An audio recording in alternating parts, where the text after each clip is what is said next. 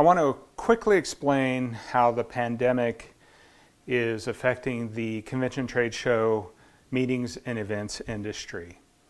And I want to share why I feel that the industry as a whole is a linchpin to the economy that cannot be allowed to be broken. So let me explain why. The convention and trade shows are uniquely at risk because of the long-term aspects of the cancellations and postponements of events all around the world. And the reason I say it's uniquely impacted is because, as you can see here, events are sometimes years in the planning. So it's not like you can just close the door on an event and then 2 months later open the door and the event happens again. That doesn't it doesn't work that way. So basically, if you've got an event that you expect 30 to 40,000 people a day to come into this thing for a week-long period, regardless of the city that it's happening in, whether it's Chicago, New York, Las Vegas, or Frankfurt, Germany, those events take so long to plan because it's not only just the site selection and the contract negotiations, it's also the attendees who are paying to be at these events.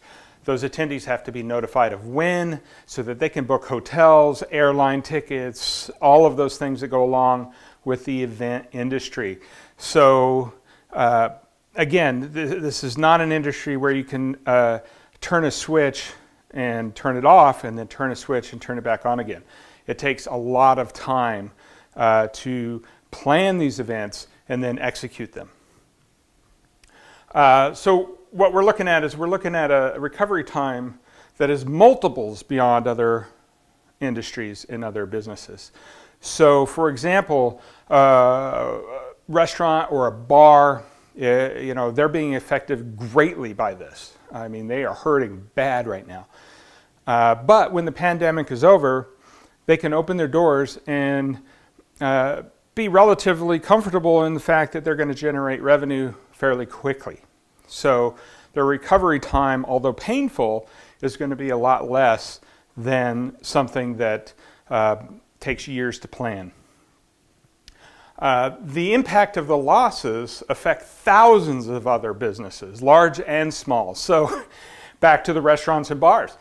An event that comes into your city that brings 40 or 50,000 people a day or more, all of those people go out to the local restaurants and bars, attractions, museums, all of these things that are dependent upon those people to spend money. Well, those people aren't coming. So it is a huge impact.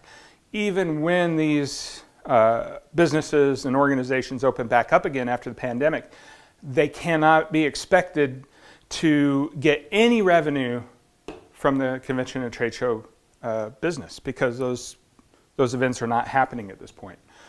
The direct payrolls that are associated with this industry, these are not typically low-paying jobs. There are some low-paying jobs, entry-level stuff, but most of the jobs that are associated with the convention, trade show, and event business, these are living wage jobs or better.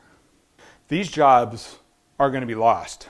So if we compare that to some of the other businesses that are really hurting right now, where the wages are quite low in a lot of respects, this industry is a high-paying industry.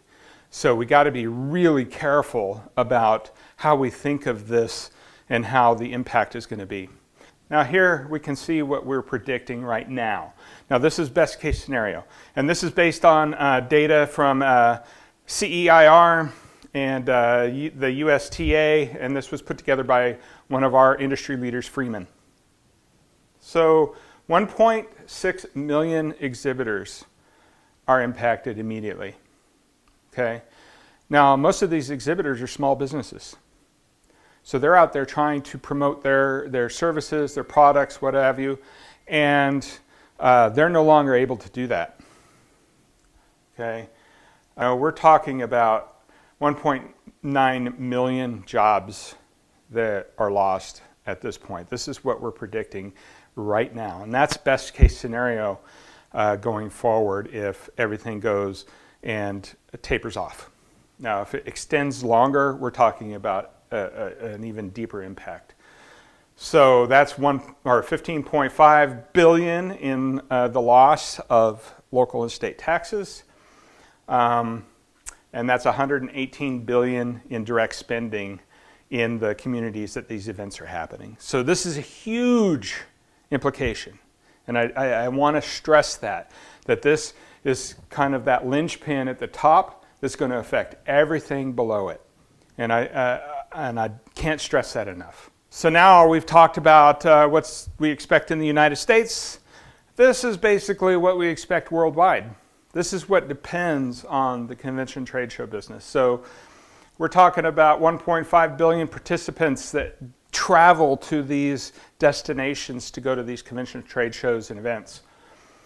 That's $1.07 trillion in direct spending. That's direct spending by folks that are involved in these events. So you can see that this is just crazy. 10.3 million jobs, okay? That's just the direct impacts. So the total impacts, meaning all the indirect businesses that rely on the convention trade show and event industry, 2.5 trillion in total output. That's sales, that's dollars generated by these events. That's 1.5 trillion in total GDP. That's 25.9 million jobs that rely on this industry. So I can't stress enough again how important this industry is to the economy as a whole.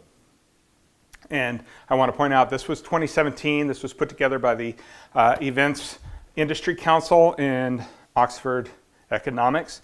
2019, 2018, those numbers haven't come out, but we can expect that they're going to be similar.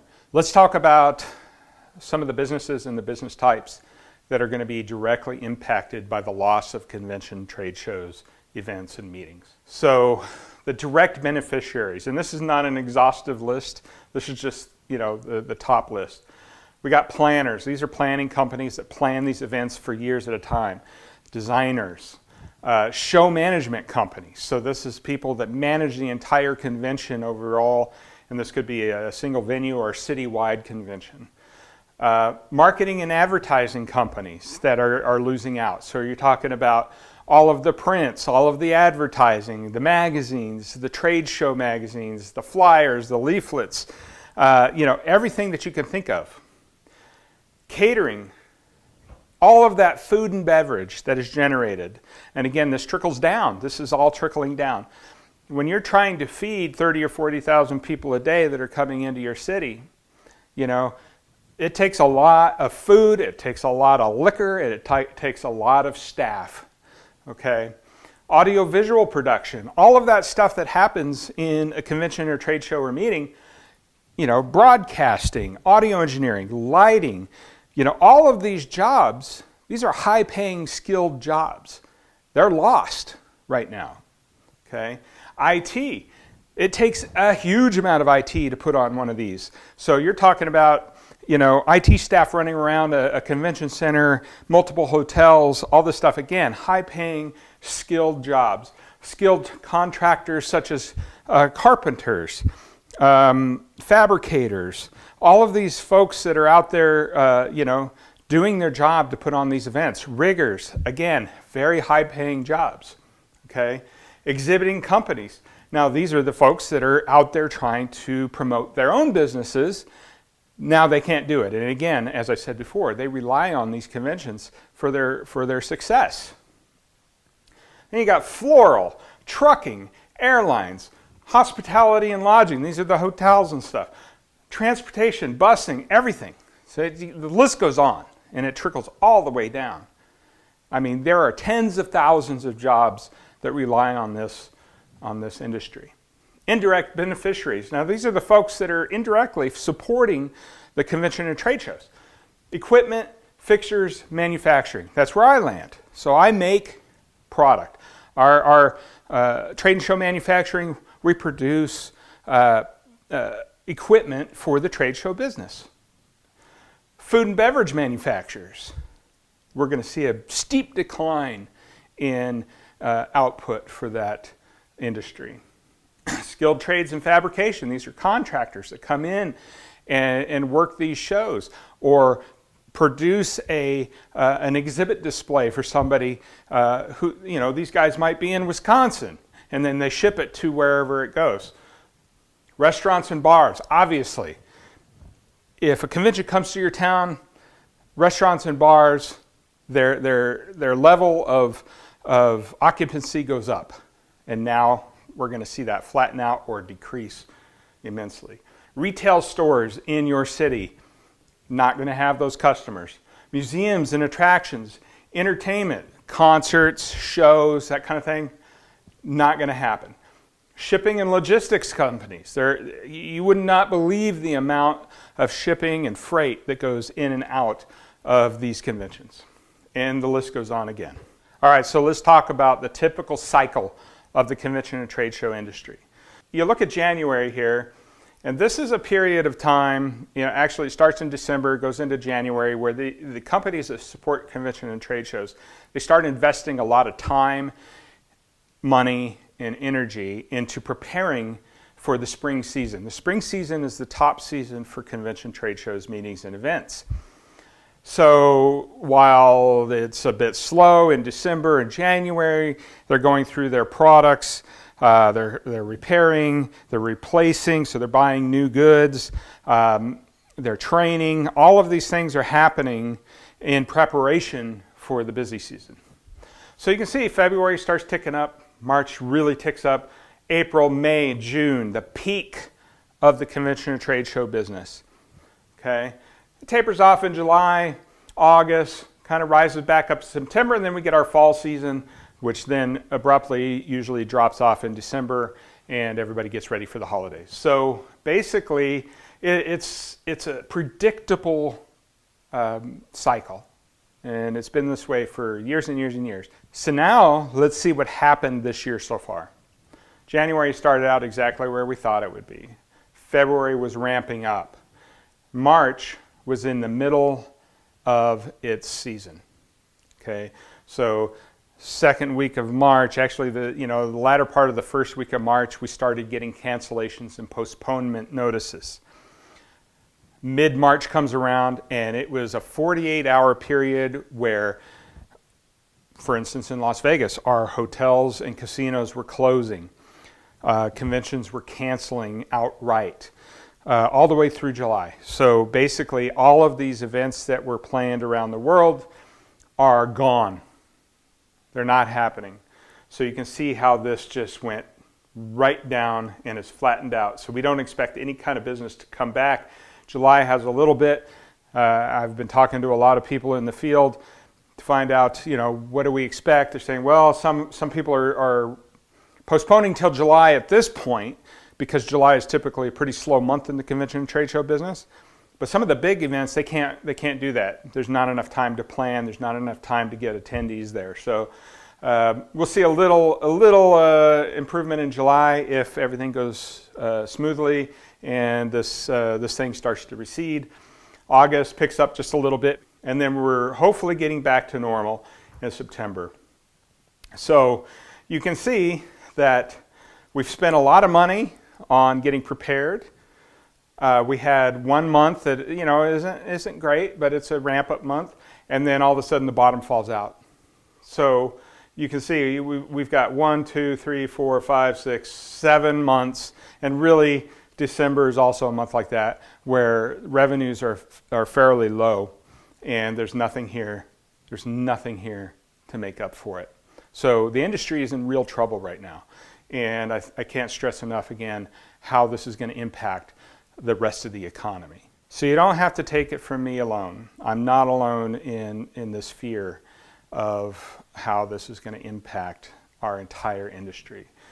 Chris Nassetta, Hilton CEO, he basically said it just like I'm saying it now, although I think he's a little more optimistic than what I'm looking at, because he's got a little bit different business. He's a hotel. He can still get tourism, as where the event business, the direct event business, is impacted much more greatly.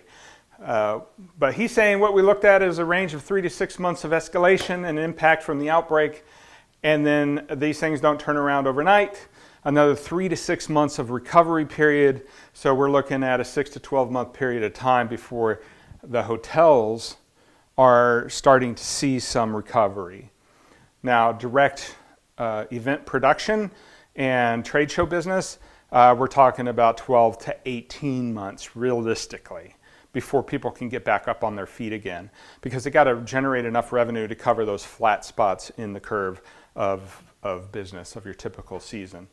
So this was presented, by the way, by Skift Magazine, an interview that the CEO gave to them. I hope this little presentation helps you understand exactly what the impact is. By no means is this an exhaustive list. This is just the highlights. And I think we all need to be prepared for some really large impacts to our economy based on the convention, trade show, and event business that has basically disappeared for the spring season. So again, no joke. Take it seriously.